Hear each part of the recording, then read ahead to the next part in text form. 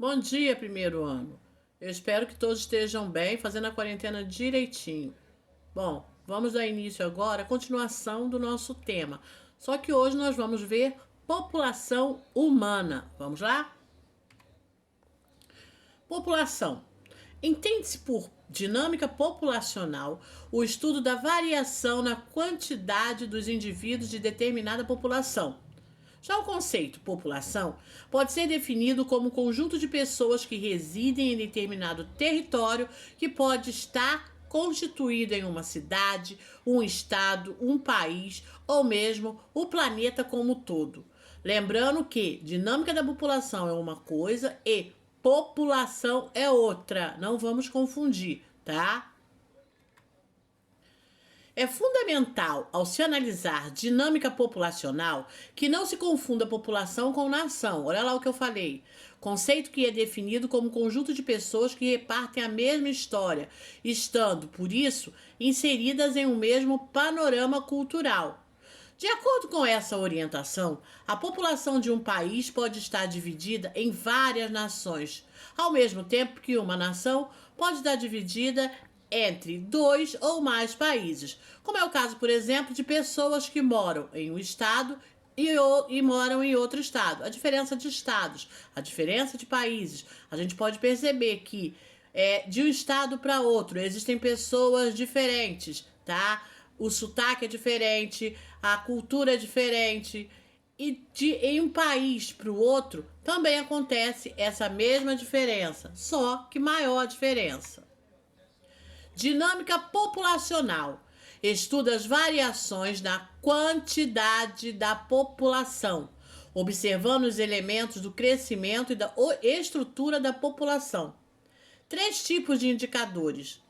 A gente pode medir isso por três indicadores: a taxa de mortalidade, natalidade e fecundidade, além das migrações. Bom, mortalidade não precisa nem falar, né? É aquela taxa de todos os mortos. Natalidade de nascimento e fecundidade das pessoas que podem ainda ter filho, além das migrações, que são as pessoas que migram para cá. A dinâmica populacional de determinado país diz respeito à variação das estatísticas populacionais, ou seja, na quantidade de habitantes. E como você já sabe, população é um conceito utilizado para designar o conjunto de habitantes de determinado território. E cada território apresenta uma dinâmica e estrutura da população brasileira que varia de acordo com o conjunto de características socioeconômicas e históricas. Crescimento populacional e estrutura etária. A distribuição da população por faixa de idade em um país é consequência das taxas de crescimento populacional, da expectativa de vida e das migrações. Bom, o crescimento populacional está se referindo àquelas taxas que eu falei. A taxa de natalidade, taxa de mortalidade. A expectativa de vida, por exemplo, o governo faz uma expectativa de vida dos indivíduos.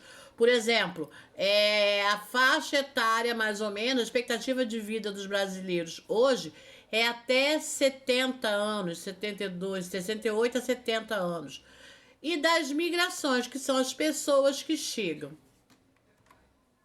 A população é geralmente agrupada em três faixas etárias: os jovens, que são os de 0 a 17 anos, os adultos, que vai dos 18 aos 64 anos, e os idosos, acima de 65 anos.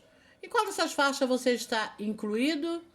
Pensem bem. E os seus pais? Pensem bem. E seus avós? Bom, só lembrando que hoje a nossa população é uma população mais de idosos, tá? Classificação.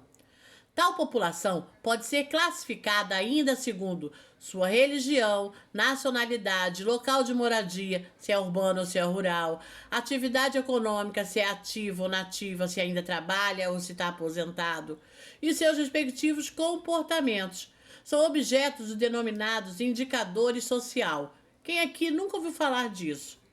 Estatística, esses indicadores sociais são estatísticas destinadas a traduzir em uma grandeza quantitativa um conceito social abstrato e informar algo sobre certo aspecto da realidade social, como, por exemplo, taxa de natalidade, mortalidade, expectativa de vida, índice de analfabetismo, entre outras variáveis. Tudo isso aí são os indicadores sociais.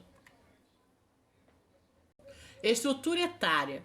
Nos países desenvolvidos, a estrutura etária é caracterizada pela presença marcante da população adulta e de uma porcentagem expressiva de idosos, consequência do baixo crescimento vegetativo e da elevada expectativa de vida. Essa situação tem levado a reformas sociais, particularmente no sistema previdenciário, em diversos países do mundo, já que o envelhecimento da população obriga o Estado a destinar boa parte de seus recursos econômicos para a aposentadoria. É o caso aí que a gente estava vendo aí a briga do INSS em fazer aquela reforma da Previdência, porque eles estavam com medo de não ter dinheiro para pagar a muita gente que iria entrar em estado de aposentadoria.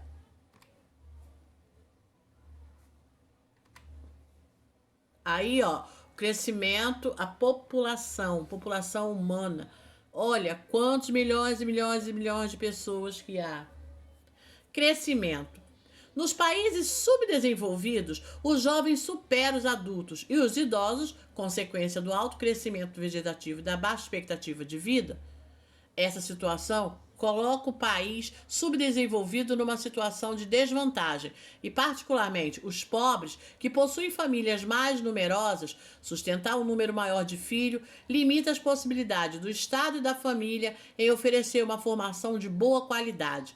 Coloca a criança no mercado de trabalho e reproduz o círculo vicioso da pobreza e da miséria, ao dificultar a possibilidade de ascensão social futura. O que acontece? Uma família muito grande, um pai com 5, 6 filhos, não vai poder dar uma educação de boa qualidade quanto aquele que tem apenas 1 ou 2 filhos. Portanto, aí começa a desvantagem, tá? Principalmente para a faixa etária dos mais pobres. As famílias mais numerosas tendem a ter um limite na possibilidade de educação, principalmente de educação desses filhos. E cabe ao Estado oferecer uma formação de boa qualidade.